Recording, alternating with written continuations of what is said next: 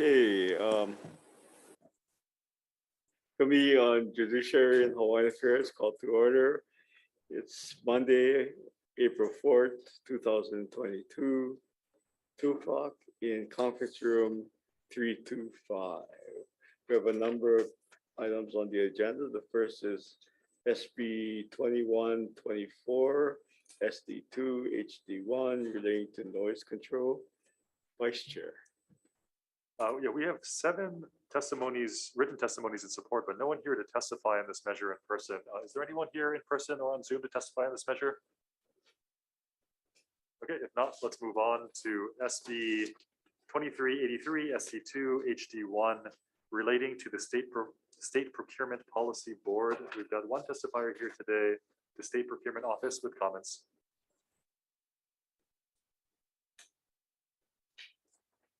Good afternoon, Chair, Vice Chair, members of the committee. Bonnie Kaakoi, Acting Administrator for the State Procurement Office. SPO stands on its written testimony and asks the committee to consider our revised language to reduce the board size so that we can achieve the objective, which is to adopt rules in a timely manner. Thank you.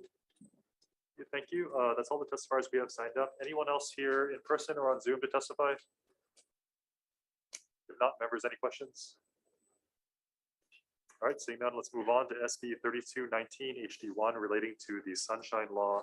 First up, we have Office of Information Practices with comments. Good afternoon, Chair. This is Cheryl Kakazu Park, and we'll stand in a written testimony.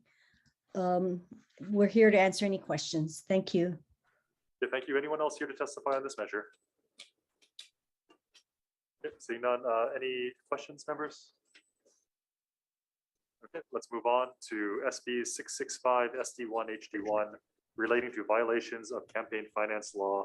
First up, we have Campaign Spending Commission in support. Good afternoon, Chair, Vice Chair, members of the committee. My name is Gary Kam. I'm with the Campaign Spending Commission. I've submitted testimony, the commissioner submitted testimony in support, and I will stand on that short testimony. Thank you. Okay, thank you. Next up, Common Cause Hawaii in support. Good afternoon, Chair, Vice Chair, members of the committee. Sandy Ma for Common Cause Hawaii. We submitted testimony in support of SB 665. People should be truthful in their election advertisement. Thank you very much, and I'm available to answer any questions. Thank you. Okay, thank you. Anyone else here to testify on this measure? If not, members, any questions?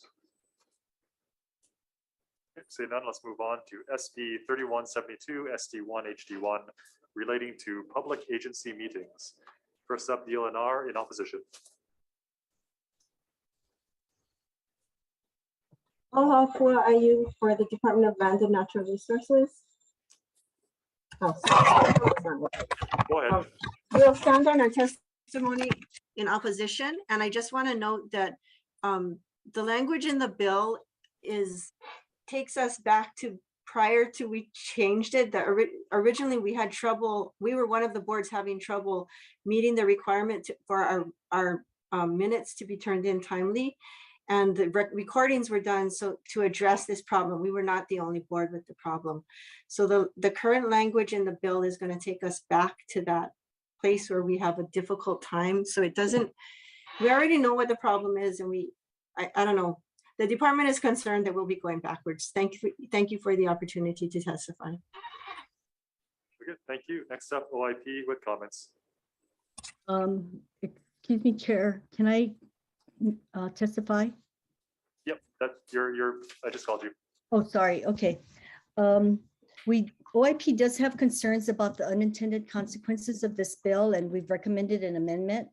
I'd like to just summarize our extensive written testimony and let people understand that there are currently only 2 options for a board as to how it keeps its minutes.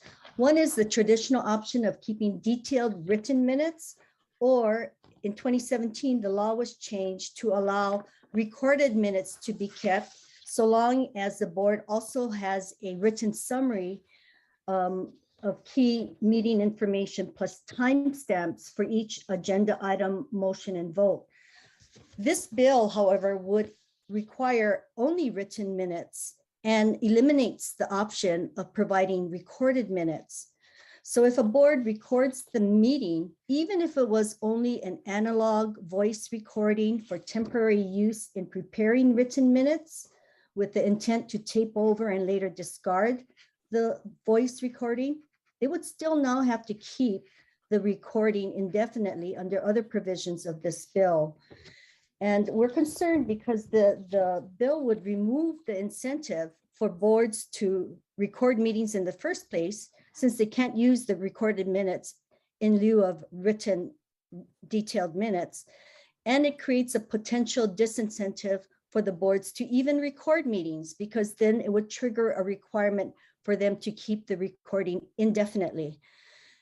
And if the committee were to include timestamps as a requirement for detailed written minutes, then this extra work would provide yet another disincentive to record minutes.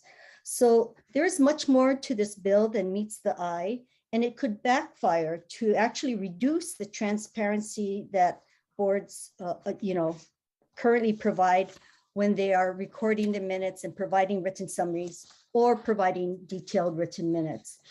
There's going to be problems with keeping a recorded version of the meeting, which I've talked about in my testimony.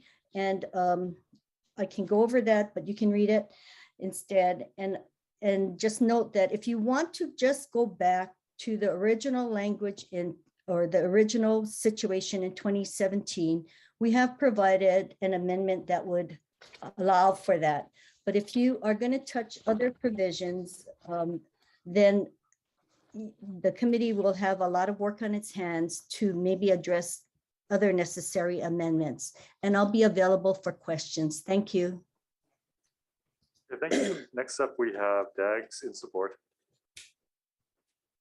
Aloha, Chair, Vice Chair, members of the committee. Obviously, I'm not Comptroller Otoguro. I am Dr. Adam Jansen of the State Archives representing DAGS. We do stand on our testimony, and as the State Archives is directly interested and involved in the preservation of records, I do want to point out that General Retention Schedule 1.1, which is the very first schedule in that very large document, deals with committee records, the records of the official boards, committees, and advisory bodies. All records created by the committees, including agendas and minutes, final reports, are of permanent value and must be kept. We think including the recordings absolutely falls into this retention schedule. And regarding the technology aspect, the State Archives maintains a digital archives that is absolutely willing, ready, and able to preserve all of these digital files of the boards. All they have to do is transfer them to us. We can preserve them, we can make them publicly accessible. The retention currently says after 10 years, contact the State Archives. I can tell you that's not happening. So moving forward, requiring them to deposit these records in the digital archives can solve a lot of these problems. And we are very excited about the opportunity that provides. We have currently downloaded and are preserving all of the committee hearings of the House and the Senate over the last few years. So we know we can do this. So I thank you for the opportunity to testify, and I welcome any questions you may have. Thank you. Next up, we have Common Cause Hawaii in support. Good afternoon, Chair, Vice Chair, members of the committee, Sandy Ma for Common Cause Hawaii. We are testifying in support of SB 3172. We think this is a necessary bill, and that not everyone has access to the internet or broadband. And so having accurately transcribed minutes will help people be able to understand what our boards and commissions are doing. And for the concern that boards and commissions may have to choose between taking accurate minutes of the meetings or having to have minutes or having their minutes meetings broadcast online or audio recorded, actually having minutes recorded or having them broadcast online will help help people actually be able to do the minutes after the meeting is over.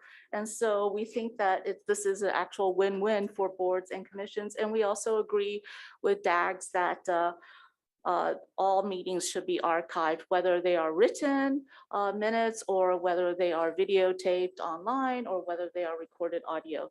So thank you very much for letting Common Cause testify in support of SB 3172, and I'm available for any questions. Thank you. Okay, thank you. Members, we also have a number of individuals testifying in support, about 8 of them. 2 have indicated that they're going to be here today. First up, we have Kendrick Farm in support.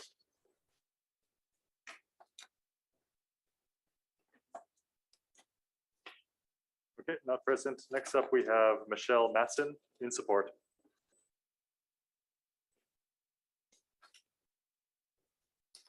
Okay, also not present. Anyone else here to testify on this measure? Okay, if not, members, any questions? Yep, Rep. Nakamura. I have a question for with OIP. Yes, Zoom. hi. Hi.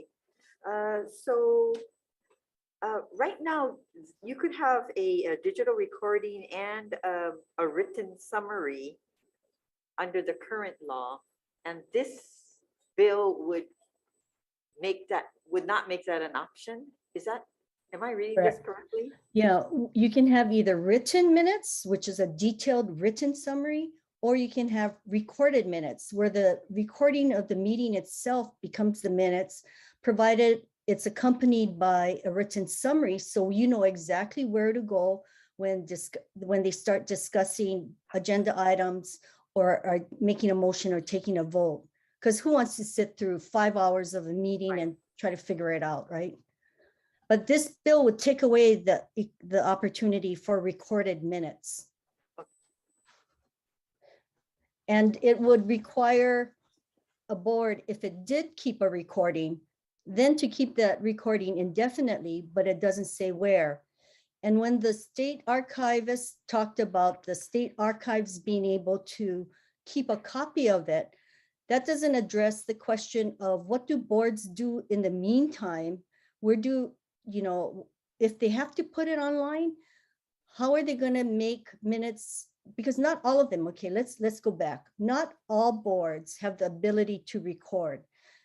You have county boards, you have neighborhood boards, you have big boards, you have small boards, you have boards with staff, you have boards without staff, you have boards without any technical people.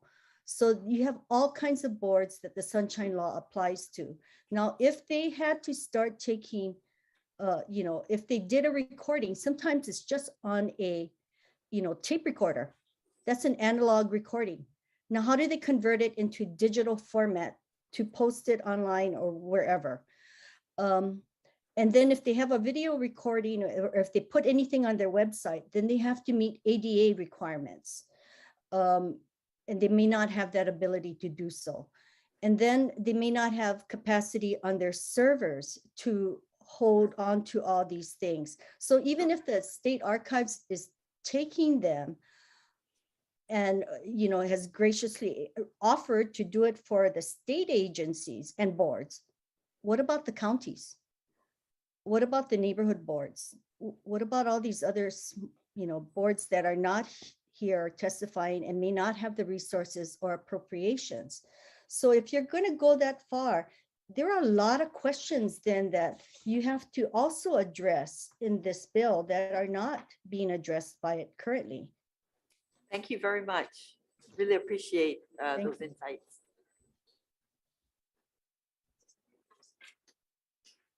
Okay, thank you. Members, any other questions? If not, I have one for Dags. Sir. So if we were to have a digital recording, and I understand different qualities of recordings that take up different amounts of space and lengths of meetings differ, but can you give us just kind of an estimate of how much money it would cost to keep all of this digitally archived year to year? Right now, I cannot, because it's part of our budget. It's our kuleana to preserve the records of government of permanent value. We currently have a petabyte of capacity. And to give you an idea, the 12,000 videos that I've downloaded over the last 6 months were about 3.4 terabytes. So Okay. we have 1,000 terabyte capacity right now. And given this, relatively minor. and a lot cheaper than having to store it in paper, I can tell you that. Okay, unless the minutes were digital as well, though, We, right? we prefer everything digital, and, Yep. and I would be shocked if anything is generated today that does not at least start out in a digital format. I don't know of anybody handwriting things start to finish. Okay, I'm just concerned because, I mean, there are a lot of, even for just the legislature, you said there were about 3 terabytes-ish. Yep. If we start doing every neighborhood board meeting, I mean, there are so many boards out there. Are you concerned at all about running out of space or needing a larger budget or coming to us for a larger budget if we were to pass this bill and everything started to be digitally recorded and archived? Storage space, no. Larger budget, we do have expenditure authority to continue to grow our storage infrastructure because we know the state is transitioning from paper to digital.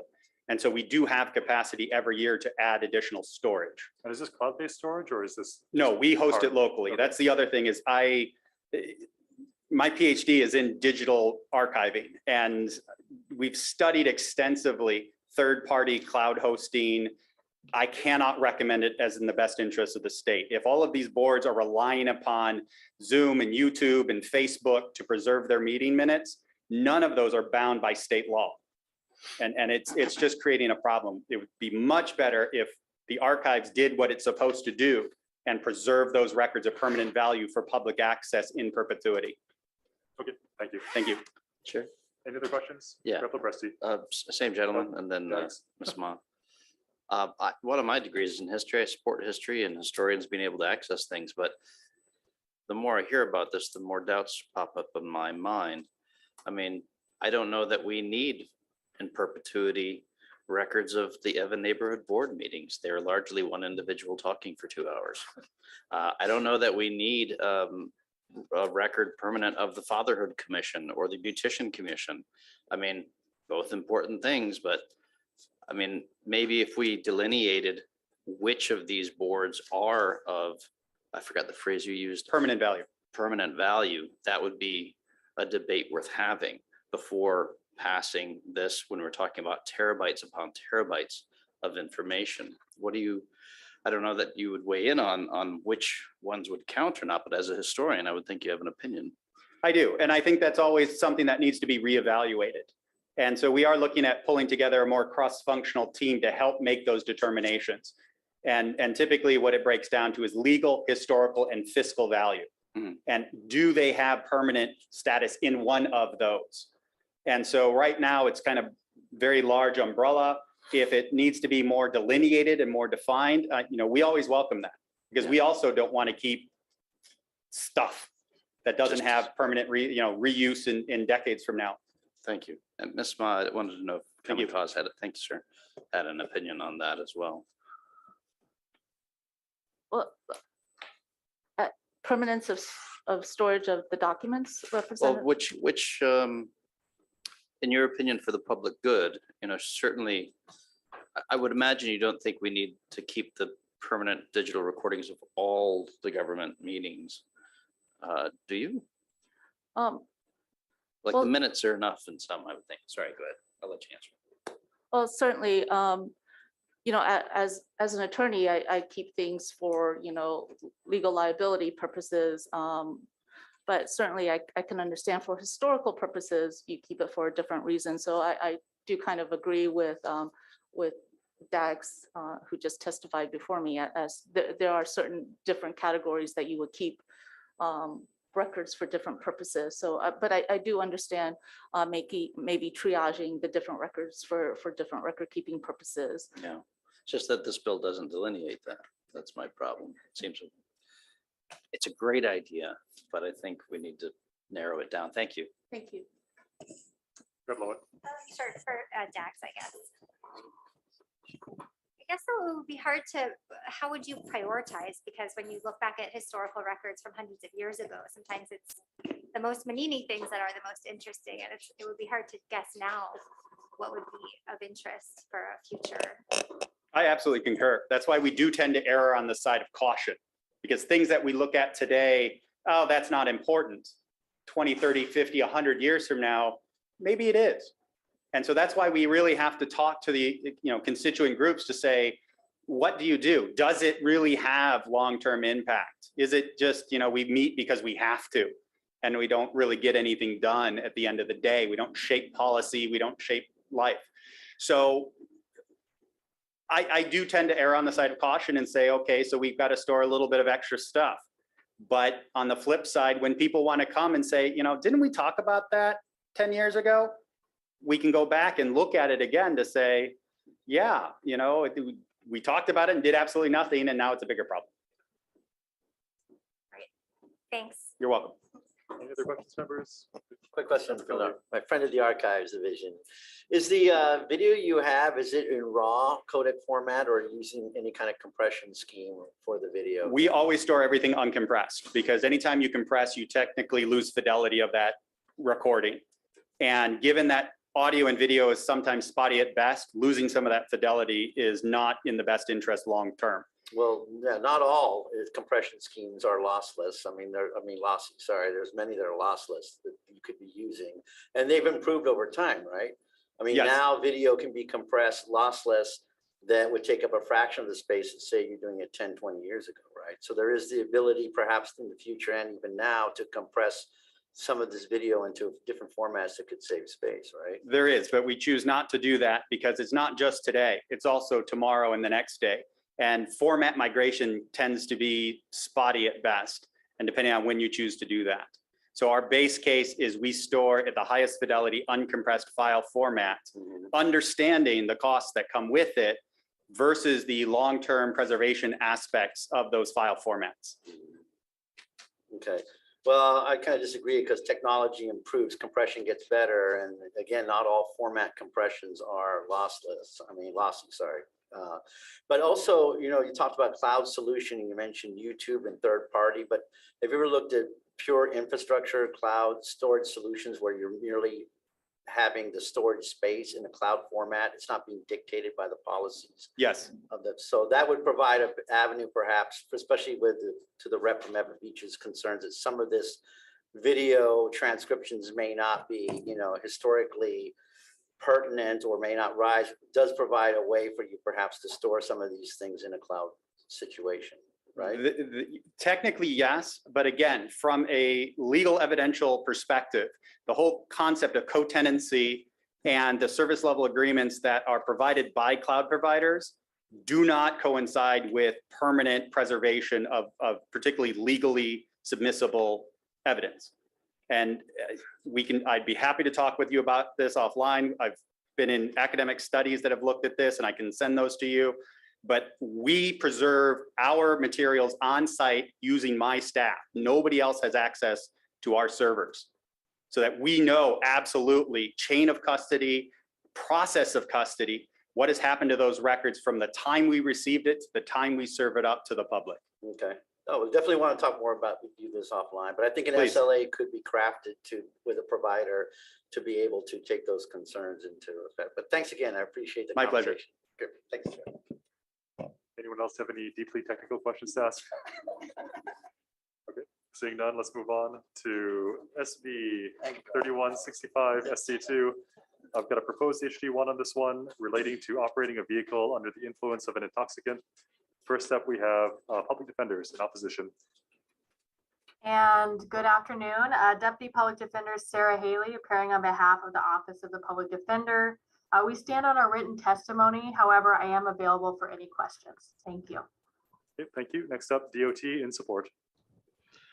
Yes, Vice Chair Matayoshi, Chair Nakashima, members of the Committee on Judiciary and Hawaiian Affairs, the DOT is in support of the measure. And in the interest of time, we'd like to stand on our written testimony. Thank you very much. Okay, thank you. Next up, Honolulu prosecutors in support.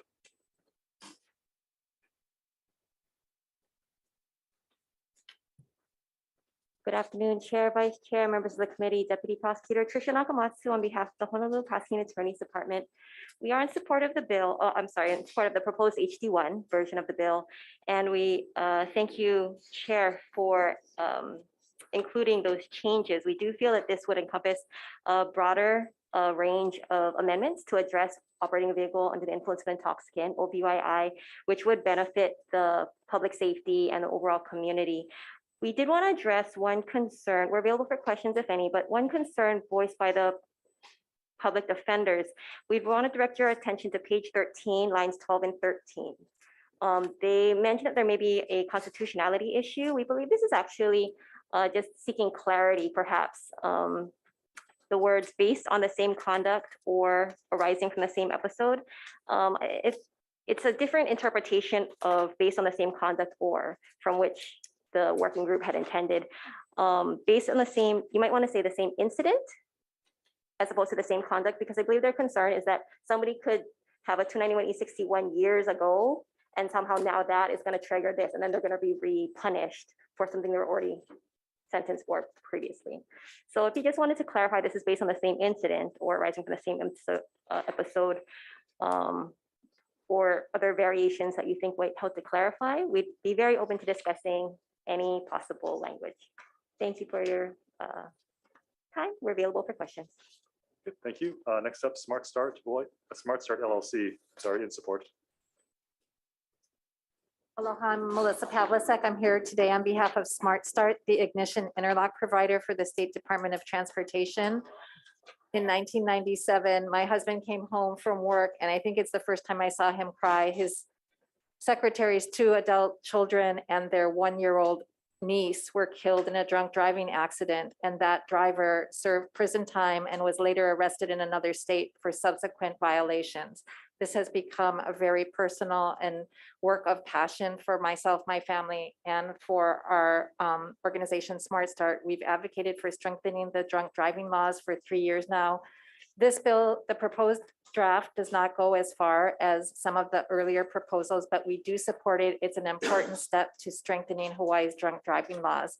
Joanne Hamaji Oto from Smart Start is here with me today. Should you have any questions about how the program operates, but we appreciate your posting this draft and hope that you will advance it.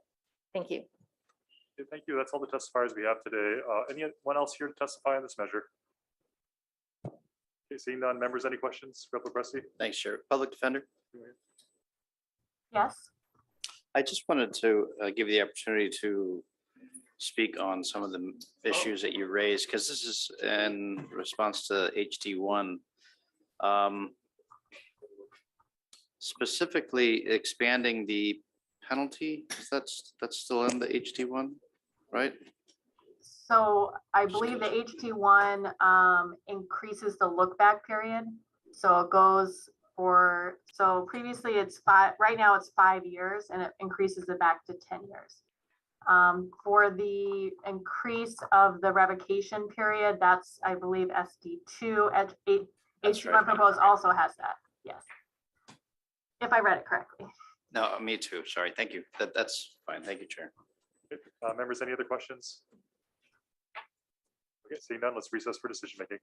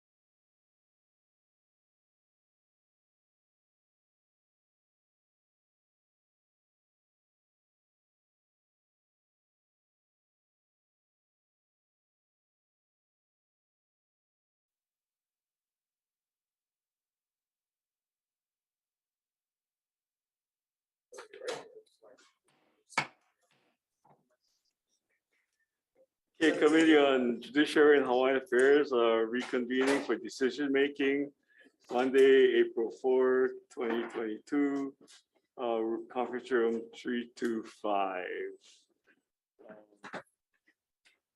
First up, Senate Bill 2124 SD2 HD1. Chair's recommendation is that we defer this indefinitely. On next, SB 2383 SD2 HD1 related to state procurement policy. Vice Chair. Yeah, we're going to be amending this to have a 5-member board. One member is going to be the comptroller. There are going to be 2 members appointed by the governor, one of which must have significant high-level procurement experience. 1 member appointed by the House of Representatives and 1 member appointed by the Senate. Members, questions, concerns? Just a quick, Vice Chair, that significant procurement experience will be in construction procurement, right? Yes. Yes, the original language is significant high-level procurement experience without noting construction. But yeah, Yeah, I it's think we supposed to be want construction. construction. Construction, okay, Yeah. construction, Okay, thanks. construction experience. Members, any other questions or concerns? Not, as amended. Vice Chair. Chair's recommendation is to pass SB 2383 SD2 HD1 with amendments. Chair and Vice Chair vote aye. Rep. Ichiyama. Aye. Rep. Kobayashi. Aye. Rep. Lopresti. Aye. Rep. Lowen. Aye. Rep. McKelvey. Aye. Rep. Nakamura. Aye. Rep. Takumi. Aye. Rep. Tokioka. Rep. Ward. Aye. Chair, your recommendation is adopted. Okay, thank you very much. SB 3219 HD1 related to the Sunshine Law. Chair's recommendation is to pass this as is. Yes, as is. Members, any questions or comments? Seeing none, Vice Chair unamended. Chair's recommendation is to pass SB 3219 HD1 as is, noting the presence of all members. Any members voting no or reservations? Seeing none, Chair, your recommendation is adopted. Thank you very much. SB 665 SD1 HD1 related to violations of campaign spending.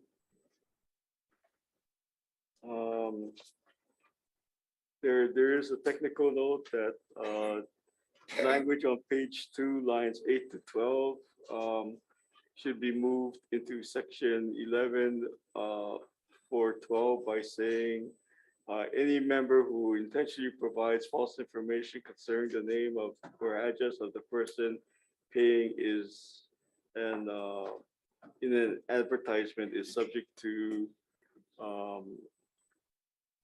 requirements of section 11-391 and shall be guilty of a Class C felony. Members, any questions or concerns? Seeing none, Vice Chair as amended. Chair's recommendation is to pass SB 665 SD1 HD1 with amendments, noting the presence of all members. Any members voting with reservations? Any members voting no? Chair, your recommendation is adopted. Thank you very much. SB 3172 SD1 HD1 related to public agency meetings. Chair's recommendations, we pass this out with amendments from OIP. Members, questions or comments? Seeing none, Oh, Vice Chair as amended. One. Oh, Representative Presby. Sorry, so this is for SB 665, right? This is I'm sorry, 3172. 3172. 3172. I just wanted to ask that the committee report include my comments about we should at some point delineate which kinds of boards or maybe subject areas maybe we want to preserve in perpetuity and which ones we maybe can keep smaller records on. I think that's really important because it can get very expensive to keep all that. Thank you. Okay, we can include that into the Thank you, Chair. committee report. Representative Nakamura. Yeah, there are several agencies that have raised concerns about carrying out this bill and implementation issues. So I'm gonna just vote with reservations. Okay. Thank you. Members, any other questions or comments? Representative, I have some concerns as well, and I know it's got a long way to go, but coming from the county councils, I know keeping one method or the other is kind of problematic on their end. Our clerks would have to sit there and type all of the agendas and keep it in an electric file, plus the video, the audio recording. So if we're trying to make it easier, I think Representative LaPresti's comments are good as well, that I'm not sure we need all of the boards in perpetuity, and maybe like our tax record 7 years is fine. So thank you for putting that in the committee report. Okay. And I will also be going with reservations. Okay, thank you. I'm also reservations. I should have said that just Okay, because thank I like the idea of it, just how we're doing it. I don't know. Okay, any other questions or comments? Okay, seeing none, Vice Chair as amended. Chair's recommendation is to pass SB 3172 SD1 HD1 with amendments noting the reservations of Representatives Lopresti, Nakamura, and Tokioka. Any other members voting with reservations? Any members voting no? Chair, your recommendation is adopted. Thank you very much. SB 3165 SD2 and the proposed HD1. Chair's recommendations that we pass the proposed HD1 as posted. Members, any questions or comments? Representative Kobayashi. Thank you, Chair. Speaking in opposition, as a individual that has been affected by the actions of drunk drivers in a tragic way, I thought it's important for me to weigh in on why I don't believe this is really going to do much except create more of a deterrent for those that are unable to afford ignition interlock devices. So I'm all for whatever we can do to stop people getting in their car and driving drunk as much as possible. But anything we're doing just affects those without money and makes it just as easy for people with means to continue to do that. I can't support. I'm a no vote on this. Thank you. Okay, thank you. Members, any other questions or comments? Seeing none, Vice Chair as amended. Chair's recommendation is to pass SB 3165 SD2 with amendments noting the presence of all members. Any members voting with reservations? Rep. Lopresti, reservations. Any other members voting with reservations? Any noting the no vote of Representative Kobayashi. Any other members voting no? Chair, your recommendation is adopted. Okay, thank you very much. SB 2279 SD2 HD1 relate to the catalytic converters. Chair's recommendation is that we adopt amendments applying to note that this bill would not apply when a seller is also a licensee, and accompanying language to effectuate that provision. Also, other technical amendments needed for clarity, consistency, and style. Members, any questions or comments? Seeing none, Vice Chair as amended. Chair's recommendation is to pass SB 2279 SD2 HD1 with amendments noting the presence of all members. Any members voting with reservations? Any members voting no? Chair, your recommendation is adopted. Thank you very much.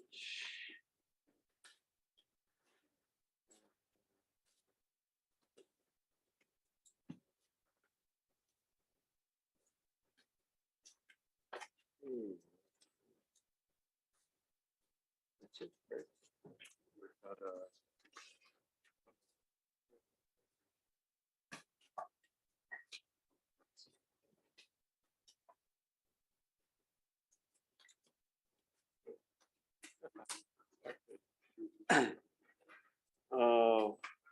SB 3223 SD1 HD1 related to public works.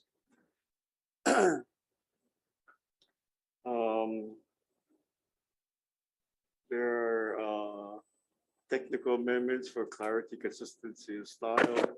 I would like to also put into the committee report that the committee notes that there have been concerns raised by General Contractors Association and is aware of ongoing negotiations between the stakeholders to address those concerns. In the spirit of compromise, the committee is moving this measure forward to allow these negotiations to continue. However, your committee notes that should your committee on conference further deliberate on this measure, that your committee on conference examine those concerns. There is questions or comments? Seeing none, Vice Chair as amended. Chair's recommendation is to pass SB 3223 SD1 HD1 with amendments, noting the presence of all members. Any members voting no or reservations? Seeing none, Chair, your recommendation is adopted. Okay, thank you very much, members. We are adjourned.